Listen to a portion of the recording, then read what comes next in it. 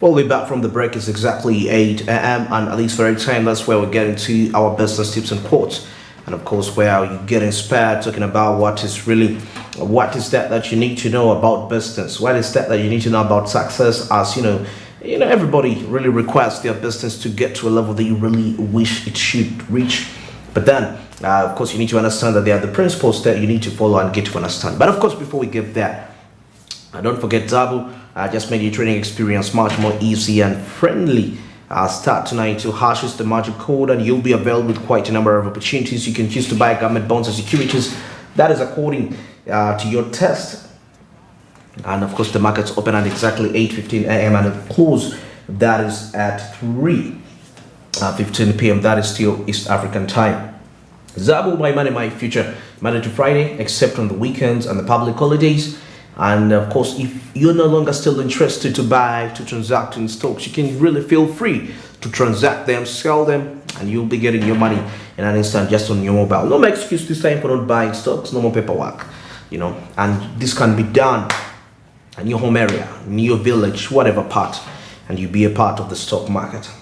Well, now heading straight to our business tips of the day. Firstly, let's review the tip of the day.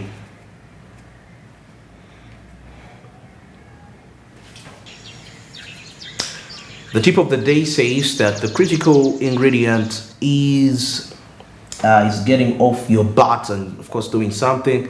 It's as simple as that. Lots of people have ideas, but there are few who decide, and of course, to do something about them right now. Of course, not tomorrow. And okay, we've done this quote before, this tip before, but maybe just every day as you get to view it. There are quite other dimensions that you can get it from. You can view it from quite a number of perspectives, a number of dimensions. I mean, talking about something all the time. And there is something fun about that is that the more you talk about this thing, it becomes a habit and it becomes like entertainment. And you talking about it becomes entertainment. But you don't practice what you talk about. That is not really good. It's you just punching air, and you'll never get anything from that. You need to talk about something, dream, but the most important thing is, do you have an action plan to execute what you execute? And in most cases, as we are thinking, we are told to think in patterns. You think in the future, you think in the present. The future and the present. So the future can be what we call strategic thinking. That is when you want to do something. You're like, and I want to have $1 billion company at some point. Well, that is okay. Of course, that's something you cannot be in just a single day. But then what makes that a reality is, what is the action plan? What are those things? What are you doing about it? Those everyday steps. How do you challenge yourself on a daily basis to get to that vision? That is what really matters. And this sounds like very normal principles, but do this. Try to do this for like 3 months. At least get a day. Probably if you're pursuing something, every day try to do something about achieving your dream. Probably, let me give an example. You want to invest in a multi-millionaire shop, wholesale shop.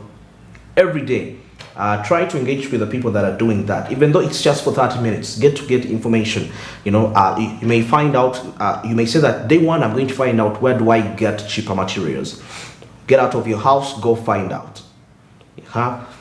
Then number two, you meet the successful, or the people that you feel like have succeeded in this business. Interact. 30 minutes is enough. Then, like that, every day you do something, understand business management, understand how to negotiate, all those terms, that is taking steps towards achieving your dream. By the time you're done, now you've found out what to do. Now implement. Go, get your capital, go to those places, put what you've been told to use. Of course, the first times it may not be that easy, but with time you will catch up and it will be very okay. That is our business tip of the day. But let's wind this up as we review the business quote of the day.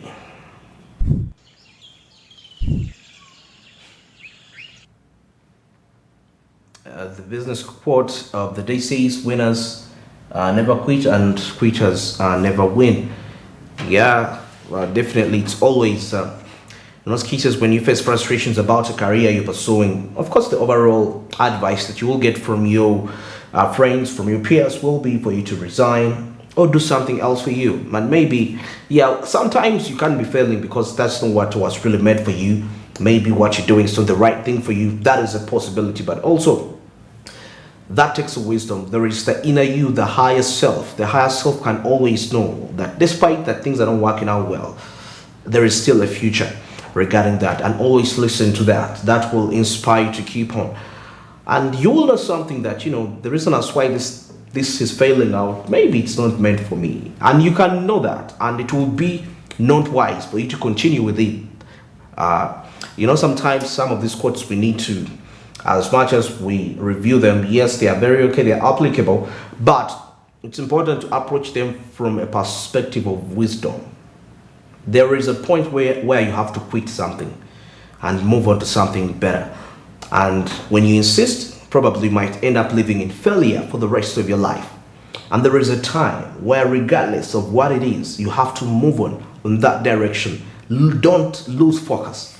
So it's always the wisdom to decide. And of course, that depends on quite a number of factors, surrounding factors that could be determining which can influence your decision. That is at the end of the day. Well, that is it for the business tips and quotes. And now let's get to our social media trends. What's trending and it's making some sort of a business sense.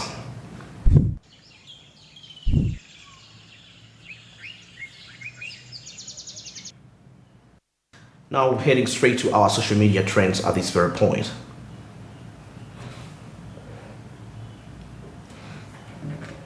Firstly, we get to see that is at Tony Glenn Cross says that Ugandans, I think we just love to complain. I applied for my daughter's passport online on Tuesday last week and paid the fees. An express. Now interview Friday, collected today. That's service. Well, I think it's just right to say that this was quite it was very easy, not as much hyped as many people make it feel like. So that is what he's trying to say, in other words, regarding this very matter. Ugandans, that is at Tony Glenn Cross in there.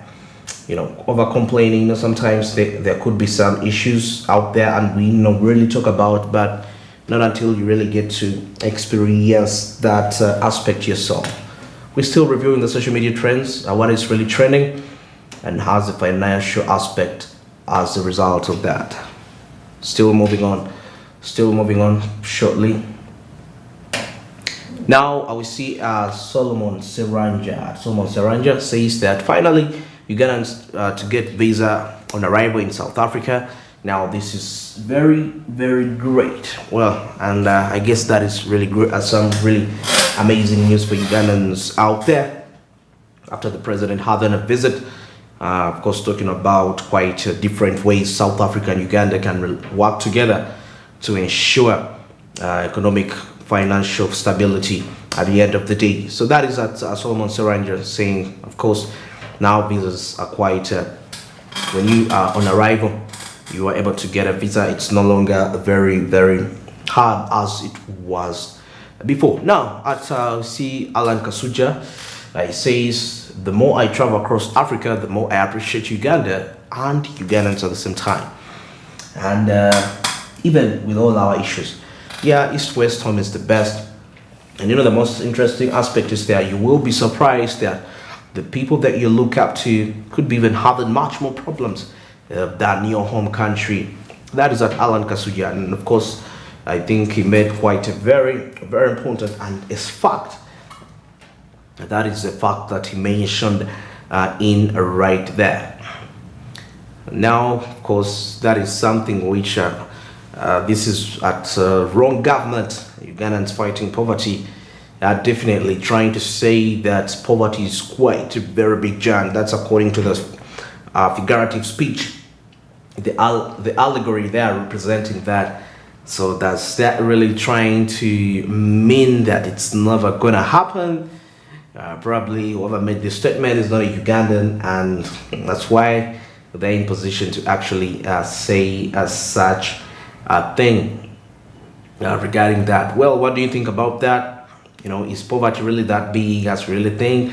Or it's just a mindset issue, and there could be a chance that, well, it's not as big as we claim it is, all as what we term it to be. That. Now this is still at Smart24 TV. Yes, seeing that high levels of corruption has made Ugandans shy away. That is from paying taxes. And that is very true, and that is something which I always talk about with him regarding why Ugandans don't want to pay taxes, because on a daily basis taxes are increasing every day, because the way the taxes were in the last 5 years, probably where we anticipate a reduction, there is always an increase. So that is high levels of corruption has made Ugandans shy away from paying taxes. Very true, very true. And the taxation system in that regard has to be really fixed to ensure that such a challenge is really dealt with and not as effective as it ought to be. Now, still looking at what's trending. Now, this is at Psalm 109. It says people offer fake money in church, and Ugandans behave. Maybe. What do you think about that? How do you tithe money that is not right? You don't give reverence to your Creator, man. I mean that is very upset regarding that. I know we want money, and we look for ways of trying to save money, and even excuses not to really spend it where it ought to be spent. But that is it regarding that. People still offer fake money. That is at Psalm 109, giving that particular regard, that particular review. We're still viewing the social media trends, and of course seeing what's trending, and it has some element of money, some element of the financial aspect, and in some cases there is a very business sense to it. And now of course here we see that always Ugandans on it again, and of course how to steal money on the streets, or how to steal handsheets and never get caught. Well, trying to depict that Ugandans are thieves. Well, that is of course an opinion. That's just an opinion, and not every Ugandan really has that particular mindset regarding that. All these Ugandans on it again. Yeah, of course there are fraudsters everywhere, even in the countries we aspire to go to. Now, still looking at this, we see this is at East Africa Facts. Sorry, at East Facts, and we see that more than 14 million Ugandans suffer from mental disorder. So if the population is estimated at 48 million, around 48, and 14%, that is almost coming to half. Not really half, but almost a big percentage of the population, of course, having a mental disorder in that regard. But of course, there are quite so many issues why that comes up, and of course, the standard of living is also one of the explanatories why such issues happen in Uganda. Why are people having mental disorders? People are stressed. People are thinking too much about matters, of course, matters of life. So, getting to understand where does this really leave the country Uganda. That is at Facts East. That is East Facts, having that particular rigor, mental disorder. Well, that is it for our social media trends. But of course, we're getting into our update number 2, and this time around we are looking at Kampala City Council Authority. That is before the Kosase Committee. But of course, before I tell you what really transpired, let's first review this. And when I return, I'll sum up with just a brief discussion. Stick around. In some cases, it was purported to be completed work, and it wasn't completed. So that would presuppose the money for completion had been availed. And that's why they are purporting to have completed. But when the team went on ground, they discovered, no, actually the work was not complete. Procured 39 office chairs, 14 tables, and 5 desks, 2.1 billion. Procured 39 office chairs, 14 tables, and 5 desks, 2.1 billion. And at the time of the audit, the chairs had not been delivered. Maybe we shall need to understand what kind of chairs these ones are, what they are made of, and all of those different things. It's here in this report. Then there was procurement of road maintenance equipment, 547 million. At the time of inspection, the 5 garbage collectors had not been distributed to the divisions. Then 2, the procurement for the 5 tractor trailers and 20 skip containers had not been completed. Then procurement of 7 ambulances and 5 motorcycles for provision of emergency medical services. Contract awarded, 3.7 billion. At the time of inspection, the ambulances had not yet been distributed. Eventually, we saw in the news they were distributed, and the Lord Mayor was here, he confirmed, because he flagged off the giving away of these. But then, he too was raising a query on this 3.7 billion. That what was budgeted for was 150 million shillings for 10 ambulances. But then, 7 ambulances were bought, and then 5 motorcycles, and we are talking about 3.7 billion. So the figure does not add up. We'll need a proper explanation there.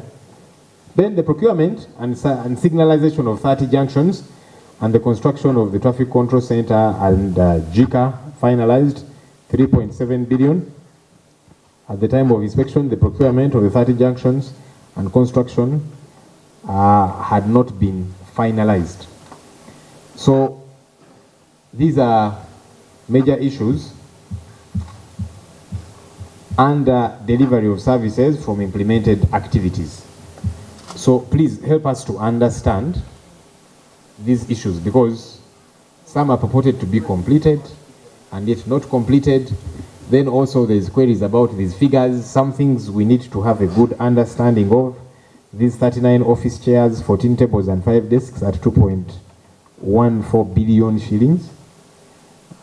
You know, ambulances and all of that. Over to you, Madam Anjeti.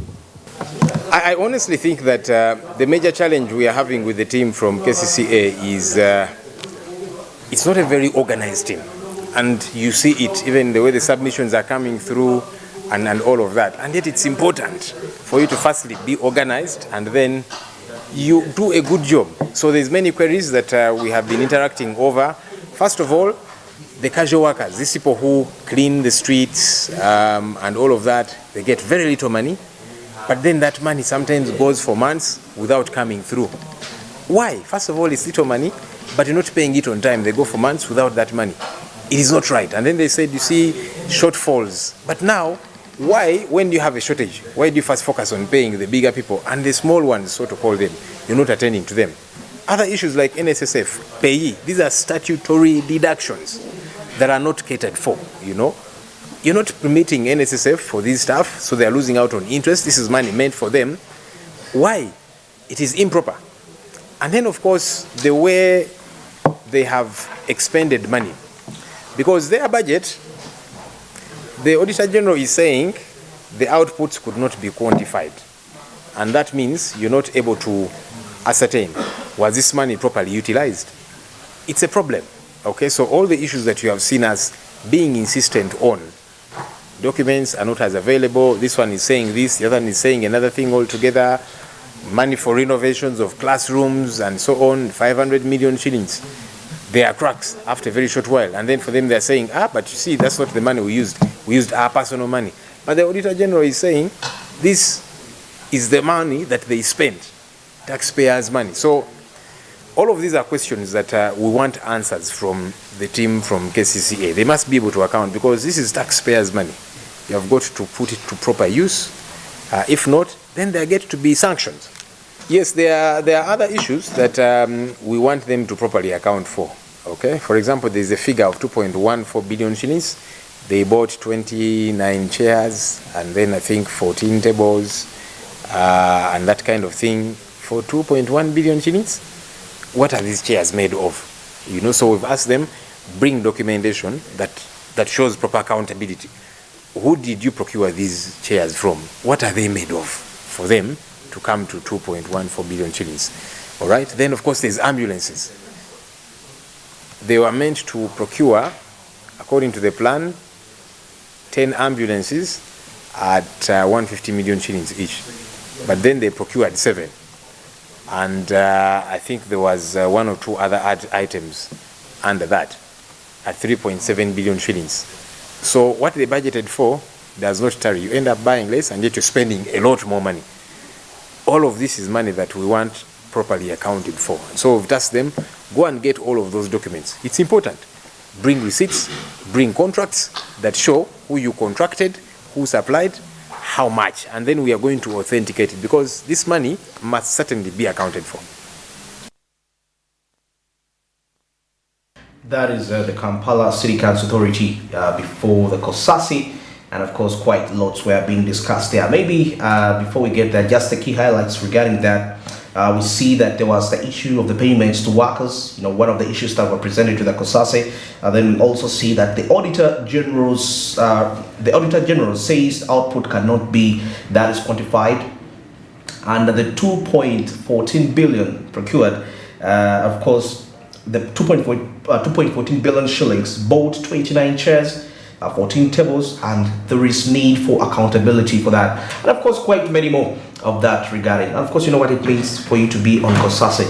Yes, it means really some hot fire in there. So with me, I'm joined with Joram Paul Sonko to have on this discussion, and it's going to tell me what he really thinks about this matter. Does it really tarry? Does it really turn up? What is there to say, Joram? Well, my other worry and concern has been around what he did mention regarding the fact that they used that particular amount of money to buy tables and chairs. And of course, he does reveal that during their presentation, you do realize sometimes if you're presenting and you're really confident about what you're doing, you're not going to gamble with words, or you will not have excuses whatsoever. So according to COSASI, they believe KCCA has got a lot to reply to. And of course, one of the other concerns there is the fact that casual workers, most of the casual workers working under KCCA still want their money. So these are some of the things that you need to ask, that where does the money go to? Because by the look of accountability, into the accountability, you do realize KCCA gets this money. So then why is it that the casual workers are still complaining about this? So these are some of the things that we're still facing in our government bodies and entities in our whole. And I do still believe KCCA still has a lot to at least prove to COSASI, to present the committee. Initially, during the budget framework paper presentation, that is before the National Economic Committee, apparently KCCA's report was still doubted. So you get to realize it's as Joel Senyonyi has mentioned, Honorable Joel Senyonyi has mentioned, that KCCA, when you look at Kampala City Council Authority and their kind of presentation, there are lots of questions there.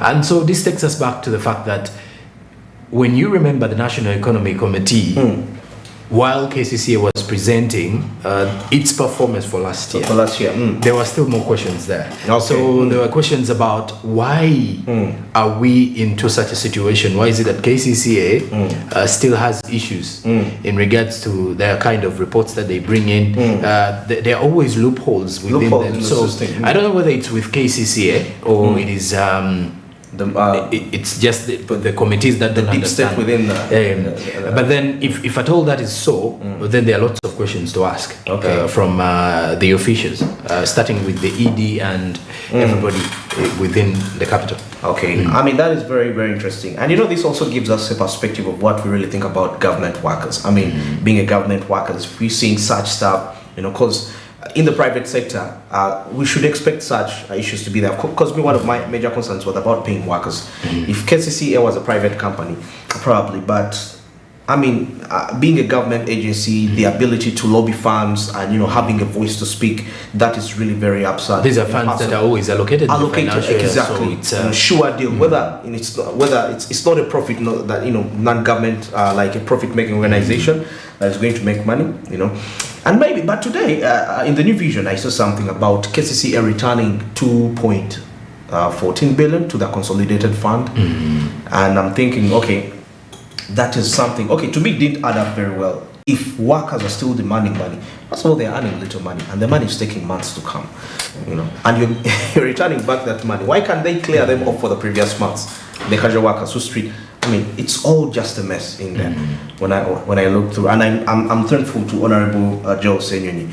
He always does that. My only issue is that we don't see repercussions from resulting to the implicated personnel. So that is very sad, Gerard. All right. Of course, as we work towards it, you get to realize that there are lots of questions KCC has to answer before the committee. So I believe with time, we shall get to know when the committee presents its findings. All right. Well, that is it. And of course, being with Joram, giving insights regarding the COSASE, KCCA being presented before the COSASE committee, and of course, to explain. And of course, as you've heard, it's not the very first time that such loopholes are being, of course, observed within the system. So the issue is, where is the corruption? Is the deep state involved, as some people really say regarding that? And another question is, the people that are being put onto here, what are the repercussions of them? Because if it was the same last year and it's the same aspect happening this year, that means it's going to keep on happening every day and every day. So something probably needs to really be seen through. But what's your opinion as you're watching right there? What do you really think? This money, and also the fact that KCCA returned back about 2 billion back to the consolidated fund. Was it a right decision when workers that are sweeping the streets of Kampala every day and night, very early in the morning and very late in the night, are going months without pay? Well, more of those discussions will be coming up, but definitely don't forget to trade securities and bonds with Zabu. And of course, that just made your trading experience much more easier. It's just there, *292#, and you'll be availed with quite lots of opportunities. You can sell, you can buy government bonds, you can buy government securities, any of your choice. And of course, the markets open at 8:15 a.m. and they close at exactly, that is 3:15 p.m. Monday to Friday, except on the weekends and also on the public holidays. No more paperwork. Zabu, my money, my future. No more excuses. Even in your village, you will be able to buy securities. My money, my future. Do something new. Well, it's exactly 28 minutes past 8 a.m. and at this very time, let's get into a short break. And of course, we shall be returning with the business in entertainment and sports business. Good morning.